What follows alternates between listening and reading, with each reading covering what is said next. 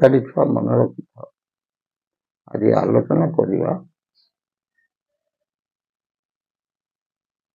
ସମୟ ଘଡ଼ିସନ୍ଧି। ସମୟ କଣ? ଘଡ଼ିସନ୍ଧି। କହିବାର ତାତ୍ପର୍ଯ୍ୟ ବର୍ତ୍ତମାନ ସମୟଟା କୋଉଠି ହେଲାଣି, ସମାଜର ସ୍ତର କୋଉଠିକି ଗଲାଣି, ସେ ଅନୁଭବ କରୁନାହାନ୍ତି।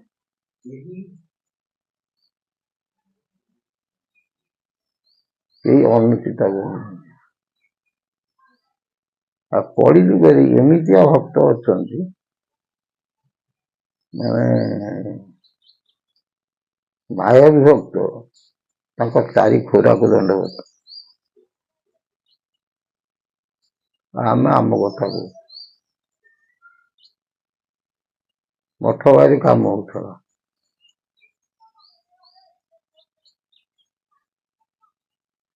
ଆମେ 2-3 ଜଣଙ୍କୁ କହିଲୁ ଇଟା ପାଇଁ। ଜଣେ ବ୍ୟକ୍ତି ଖୁସିରେ ମଠକୁ ଇଟା ଟ୍ରିପ ଦେଇଥିଲା। ବୁଝିପାରୁଛ ନା? କିଛି ଦିନ ମତେ ସେ ବ୍ୟକ୍ତି ଆମକୁ ଇଟା ପଇସା ମାଗିଲା।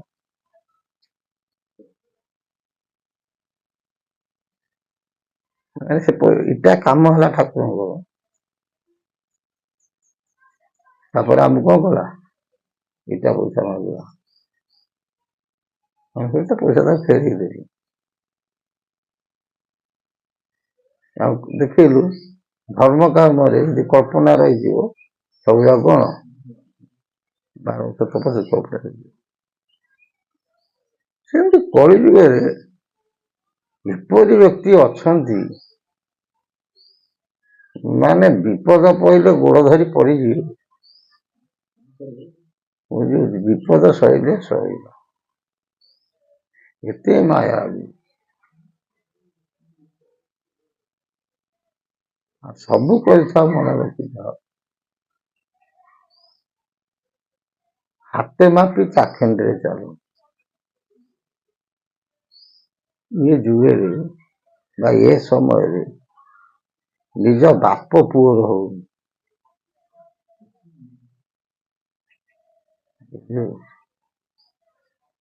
ଆଉ ବିଶ୍ୱାସଘାତକ ଯେଉଁମାନେ କରନ୍ତି, ସେମାନେ 3 ପୁରେ ତାଙ୍କୁ ସ୍ଥାନ ନାହିଁ, ସେ ଏକଥା ଜାଣନ୍ତି।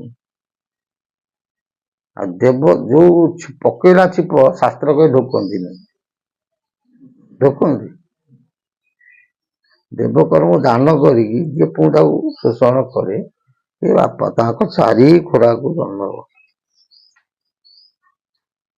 ଆମେ ଅନେକ ଗୁରୁକୁଳରେ ମଧ୍ୟ କଥା ଶୁଣୁଛୁ।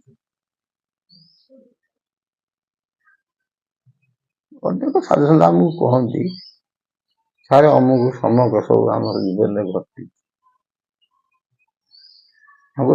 ଆରେ ଭାଇ, ଆମ ଜୀବନରେ ମଧ୍ୟ ସେମିତିଆ 1-2ଟା ଘଟଣା ଘଟୁଛି।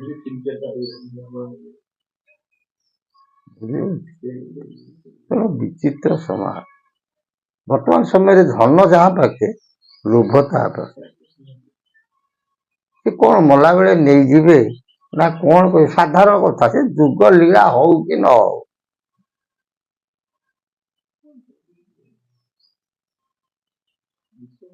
ନିଶ୍ୱାସକୁ ନାହିଁ ବିଶ୍ୱାସରେ ମନ ମିଶା। ଏ ପବନ ଟିକକୁ କଣ ବିଶ୍ୱାସ ନାହିଁ, କେତେବେଳେ ବନ୍ଦ ହେଇଯିବ ତା କହିହବ ନାହିଁ। ତେଣୁ ମନୁଷ୍ୟ ଏତେ ନିଚଗାମୀ ହେଇଗଲାଣି, ଯାହାକି କଳନା ନାହିଁ। ଆଉ ତମ ମାନଙ୍କୁ କହୁଛି, ମନେ ରଖିଥାଅ, ପକେଇଲା ଛିପକୁ କେବେ ହେଲେ ଢୋକିବ ନାହିଁ। ଯାହାକୁ ଦାନ ଦେଇଥିବ ତାକୁ କେବେ ହେଲେ ଗ୍ରହଣ କରିବ ନାହିଁ। ଭାଗବତ କହିଛି, ଯେ ଦ୍ରବ୍ୟ ମୋତେ ସମର୍ପିବ ପୁଣି ଗ୍ରହଣ ନ କରିବ। ହଉଛି ନା? ଯାହାଠୁ ଧାରେ ଆଣିଥିବ ତାକୁ ସୁଝିଦବ, କାହିଁକି? ନହେଲେ ଧାରୁଆ ହବ, ଫେର ପୂର୍ବ ଲଙ୍କା ଦେଇକି ସୁଝିବ। ଆଉ ଯାହାକୁ ଖୁସିରେ ଦେଇଥିବ ତାକୁ କେବେ ହେଲେ ମାଗିବ ନାହିଁ। ଅନେକ ଜିନିଷ ମଣିଷ ଜୀବନ ଶିଖିବାକୁ ଅଛି।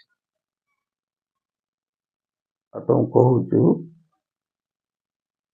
କଣ ଭାବୁଛି ଭାବୁ ଆମେ କହିପାରିବୁନୁ। କିମ୍ଭୀର ନଈ ମଝି ନଈରେ ଗଲା, ମଣିଷ ହେଜି ପାରୁନି। ମଣିଷ ଭାବୁଛି ମୁଁ ଗୋଟେ ପାହାଡ ଉପରେ ବଢୁଛି। କେତେବେଳେ କିମ୍ଭୀର ବୁଡିଯିବ, ତାପରେ କଣ ହବ ତାହା କଳନା କରିବାକୁ କଷ୍ଟ ହଉଛି। ବୁଝିହଉଛି? ତେଣୁ ଏତିକି ମନେ ରଖ, ବିନାଶ ହିଁ ବିନାଶ। ସେ କଳ୍କି ଅବତାର ହଉ କି ନ ହଉ, ବର୍ତ୍ତମାନ କ୍ଲାଇମେଟ ଯାହା ହେଲାଣି, କୋଉ ମୁହୂର୍ତ୍ତରେ କଣ ହବ ତାହା କଳନା କରିବା ବହୁ କଷ୍ଟ। ବୁଝିହଉଛି? ସଂହାର ଲୀଳା ହଉ କିପରି ହବ, ତାରି ଉପରେ ଆଲୋଚନା କରିବା। ମହାପୁରୁଷ କହନ୍ତି ଶିବକଳ୍ପ ଶାସ୍ତ୍ରରେ, ଘୋର କଳିକାଳ ଥୟ ନ ରହିବ, ପ୍ରାଣୀ ହେବେ କୁଆ ଭୁଆ, ପୂର୍ବ ସମୁଦ୍ରରୁ ଲବଣ ଉଠିବ, କମ୍ପିବ ପ୍ରାଣୀ କରିଆ। ଏମିତି ସମୟ ଆସିବ, ଘୋର କଳିକାଳ ଥୟ ନ ରହିବ, ପ୍ରାଣୀ ହେବେ କୁଆ ଭୁଆ। କୁଆ ଭୁଆ ମାନେ କଣ? ମାନେ ବାଲୁ ବାଲୁ, ସାଲୁ ସାଲୁ। ତେଣୁ ଦେଖ, ବର୍ତ୍ତମାନ ରାସ୍ତାଘାଟରେ ଯେତେ କେତେ ଘର ହଉଛି, ରୋଡ ଯେତେ ଚଉଡା ହଉ, ସବୁବେଳେ ଜାମ ହଉଛି ନା। ମଣିଷ ଏବେ କୁଆ ଭୁଆ, ମାନେ ଯୁଆଡେ ଯିବ ଖାଲି ମାଳ ମାଳ ମଣିଷ।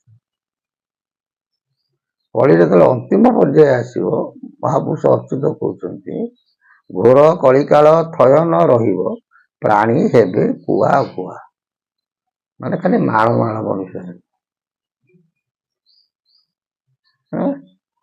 ହଉନାହାନ୍ତି ନା? ବର୍ତ୍ତମାନ ତମେ ଦେଖୁନ, ଗୋଟେ ଯାତ୍ରା ପାଟି ପଡୁଛି, ପୁରା ଖାଲି ମାଳ ମାଳ। ସେଇଆକୁ ଭାଗବତରେ ମଧ୍ୟ ପ୍ରମାଣ ଅଛି, ଲୋକ ହୋଇବେ ଖଳବଳ, ମାତିବେ ଭୁବନ ମଣ୍ଡଳ, ଏଣୁ ହୋଇବେ ଅଳ୍ପାୟୁଷ, ପାପେ ସକଳେ ଯିବେ ନା।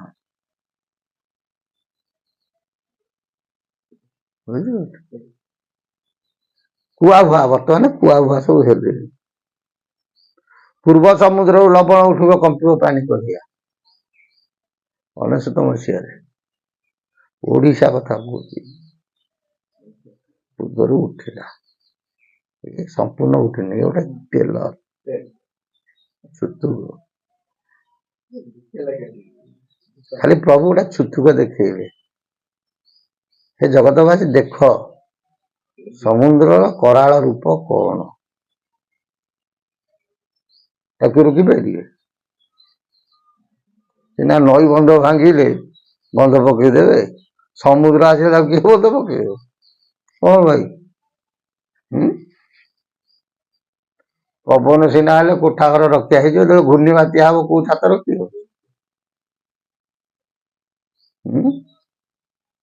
5 ତାଲା ବିଲ୍ଡିଂ ପିଲର ଦେଇ କଲେ କିଛି ପବନରେ କ୍ଷତି କରିବନି, ଯେତେବେଳେ ଭୂମିକମ୍ପ ହବ ତାକୁ କିଏ ରଖିବ? ତେଣୁ ମଣିଷ ଯେତିକି ଚାଲାକି, ଭୁଲ କହିଲି, ଚୋର ଯେତିକି ଚାଲାକି, ପୋଲିସ ତାଠୁ ଅଧିକ ଚାଲାକି। ତେଣୁ ମଣିଷ ଯେତିକି ଚାଲାକି, ପ୍ରଭୁ ତାଠୁ 7 ଗୁଣ ଚାଲାକି। ତମେ ଯେତେ ଯାହା ଖର୍ଚ୍ଚ କର, ସବୁ ତାଙ୍କ ବିଧି ବିଧାନର ତଳେ। ତମେ ଯଦି ତ ସବୁ କରିଗଲ, ତାହେଲେ ତମେ ତ ଦେବତ୍ୱ ଲାଭ କରିଯିବ, ଅମରତ୍ୱ ହେଇଯିବ। ପ୍ରଭୁ ଏତେ ମାୟା, ମାନେ ଏତେ ସରଳ ଜିନିଷ ନୁହଁ। ପ୍ରଭୁ ସବୁ ଦେଇଛନ୍ତି, ତାଙ୍କ ହାତରେ ଗୋଟିଏ ଜିନିଷ ରଖିଛନ୍ତି, ତା ବୋଲି କଣ? ମୃତ୍ୟୁ। ସେଥିପାଇଁ କୁହନ୍ତି ନାଇଁ ନା, ଦୈବ ଦୌଡ଼ି ମଣିଷ ଗାଈ, ଯେଣିକି ଟାଣଇ ସେଣିକି ଯାଇ। କେତେବେଳେ ମୃତ୍ୟୁ ଆସିବ କଣ ତମେ ଜାଣିଛ? ବାପା ଯେତେ ଉର୍ଷୁକୁଳିଆ ହ, ଯେତେ ଉଦୁଣ୍ଡିଆ ହ, ତୋ ଚାବିଟି ତାଙ୍କ ହାତରେ। ମହାପୁରୁଷ କହୁଛନ୍ତି 1999 ମସିହା ସାଇକ୍ଲୋନ ଯୋଉ ସମୁଦ୍ର ମାଡ଼ି ଆସିଲା, ଏଇଟା ଗୋଟେ ସାଧାରଣ ମୌଖିକ, ଆଠୁ ଅନେକ ବାର ବାରମ୍ବାର ଆସିବ। କେତେ ଅଙ୍କ ଭିତରେ? 58 ଅଙ୍କ ଭିତରେ। ବୁଝିହଉଛି? ମହାପୁରୁଷ ଲେଖିଛନ୍ତି ବିରଜା ମଣ୍ଡଳ ଜଳେଗୁରୁ, ଫେରେ ଲେଖିଛନ୍ତି କଣ? ଓଡିଶା ଫାଳେ ଓଡିଶା ଜଳମୟ ହବ, 6ଟା ଜିଲ୍ଲା ଜଳମୟ ହବ। ବୁଝିହଉଛି? ଏମିତି ସବୁ ଅନେକ ଜିନିଷ ଲେଖିଛନ୍ତି। ତେଣୁ ମହାପୁରୁଷ କହୁଛନ୍ତି ଘୋର କଳିକାଳ ଥୟନ ରହିବ, ପ୍ରାଣୀ ହେବେ କୁଆ ଭୁଆ, ପର୍ବତ ପୂର୍ବ ସମୁଦ୍ରରୁ ଲବଣ ଉଠିବ, କମ୍ପିବ ପାଣି। ଏଥିରେ କଣ ଲୋକ ଛାନିଆ ହେଇଯିବେ। ତାହେଲେ କାହାପରେ କିଏ ମରିବେ? ନା ଆଗେ କୃଷିକାରୀ ହୋଇବେ ବିନାଶ, ତଦନ୍ତେ ଧନିକ ଲୋକ, ରାଜସେବାୟତ ତାପରେ ମରିବେ, ପଡିବ ଅତି ମଳ। ହେଲେ ଆଗେ କୃଷିକାରୀଙ୍କର ବିନାଶ ହବ। କାହିଁକି? ସେ କିଛି ନ ମିଳିଲେ ସେ ଚାଉଳ ଗଣ୍ଡାଇ ଦେଇଦେବେ, ଲୋକ ଚାଉଳ ଗଣ୍ଡା ହେଇଗଲେ ଖାଇକି ବଞ୍ଚିଯିବେ। ତେଣୁ ମୂଳରୁ ମାରିଲେ ଜୀବ ସରି, ଦେବଙ୍କ ସାଙ୍ଗେ ପାଗ ହୁଏ। ତେଣୁ ପ୍ରଭୁ କଣ କରିବ? କୃଷିଟାକୁ ଆଗ ବୁଲେଇ ଦେବେ। ତଦନ୍ତେ ଧନିକ ଲୋକ, କୃଷି ବୁଡିଗଲେ ଧନୀ ଲୋକଙ୍କ ବେଳା ପଡିଯିବ। ବୁଝି ହଉଛି? ଟଙ୍କା ସୁନା ରଖି କଣ ଖାଇକି ବଞ୍ଚି? ତେଣୁ ଆଗ ଖାଦ୍ୟ ସଙ୍କଟ, ମହାପୁରୁଷଙ୍କ ଭାଷାରେ ଜଗତରେ ଆଗ ଖାଦ୍ୟ ସଙ୍କଟ ଦେଖା ଦେବ। ବର୍ତ୍ତମାନ ଚାରିଆଡେ ଦେଖା ଦେଲାଣି, କେବଳ ଆମ ଭାରତଟି ଗୋଟେ ପ୍ରଭୁଙ୍କର କ୍ଷେତ୍ର ବୋଲି ଟିକେ ରକ୍ଷା ହେଇଛି। ପାଶ୍ଚାତ୍ୟ ଦେଶ ମାନଙ୍କର ଖାଦ୍ୟ ସଙ୍କଟ ଦେଖାଯାଏନି। ରାଜସେବାୟତ ତାପରେ ମରିବେ, ପ୍ରଥମେ ମରିବେ କି? କୃଷିକାରୀ, ଦ୍ୱିତୀୟରେ ଧନୀ ଲୋକ, ତୃତୀୟରେ ରାଜସେବାୟତ, ମାନେ ଗଭର୍ଣ୍ଣମେଣ୍ଟ ସର୍ଭିସ ହୋଲ୍ଡର, ଯୋଉମାନେ ସରକାରଙ୍କର ତତ୍ପରରେ ଚାକିରି କରିଛନ୍ତି। ପଡିବ ଅତି ମଡ଼କ, ସଂସାରରେ ମଡ଼କ ପଡିଯିବ, ମାନେ ହାହାକାର ପଡିଯିବ। ତେଣୁ ଯାହା ଘଟିବ ଛୁଆ ମନେ ରଖ, 56 ଭିତରେ ଏ ଘଟଣା ମାନ ସମଗ୍ର ବିଶ୍ୱ ଦରବାରରେ ଘଟିବ।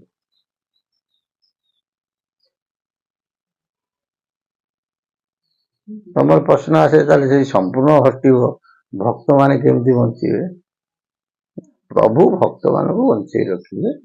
ଯେମିତି ରୋଗ ପାଇଁ ଔଷଧ ଅଛି, ଏ ଘଟଣାର ମଧ୍ୟ ସେମିତି ପ୍ରତିଷେଧକ ଅଛି।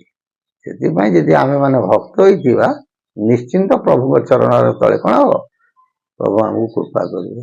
ଆମେ ଯଦି ଗଡ଼ବଡ଼ିଆ ଭକ୍ତ ହେଇଥିବା, ତେଣୁ ବିନାଶ ହବା। ଜୟ ଜଗନ୍ନାଥ। ସେ ଅଚ୍ୟୁତଙ୍କର ସଦିଚ୍ଛା ପୂର୍ଣ୍ଣ ହଉ। ପ୍ରଭୁ ଜଗତର ନାଥ ଜଗନ୍ନାଥ ଶରଣ ଶରଣ ରକ୍ଷଣ ମହାବାହୁ, ଜଗତ ଉଦ୍ଧାର କରନ୍ତୁ। ବୋଲ ଆନନ୍ଦ ହରି ବୋଲ।